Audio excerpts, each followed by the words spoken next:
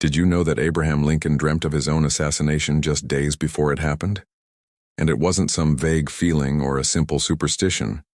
He described it in haunting detail, down to the echo of sobs and the chilling sight of his own coffin.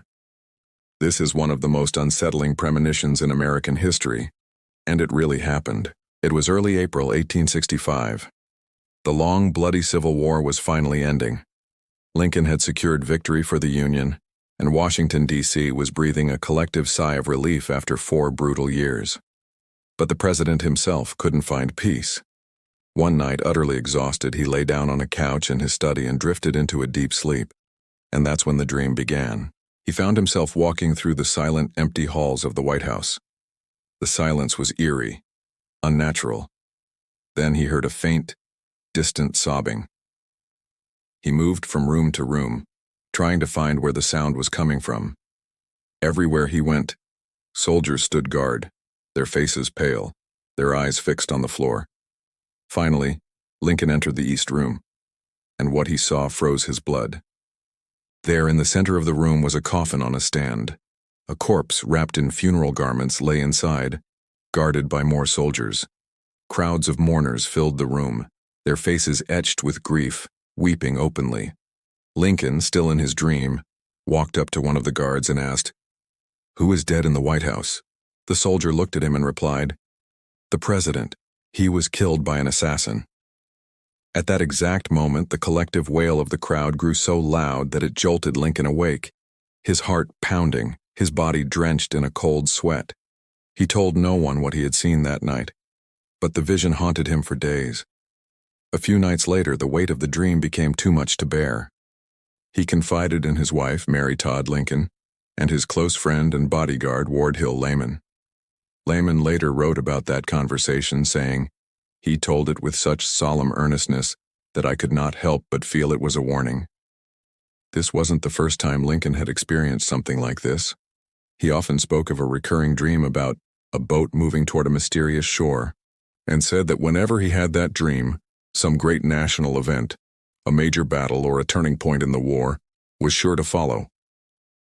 Just a week after he shared his terrifying vision, on the evening of April 14, 1865, Lincoln prepared to go to Ford S. Theater to see a play called Our American Cousin.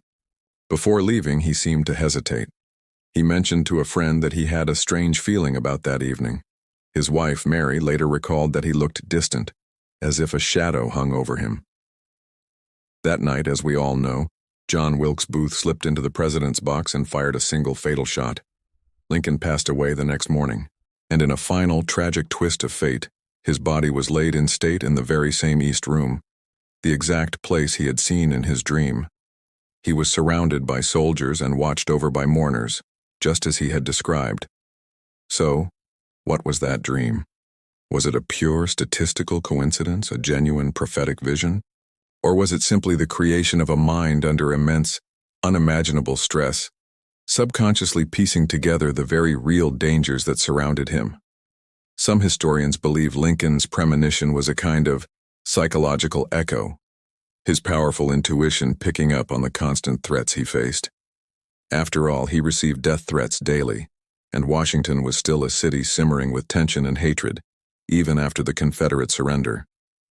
But others, especially spiritualists of that era, claimed Lincoln had a true gift, that he could see beyond the veil of the physical world.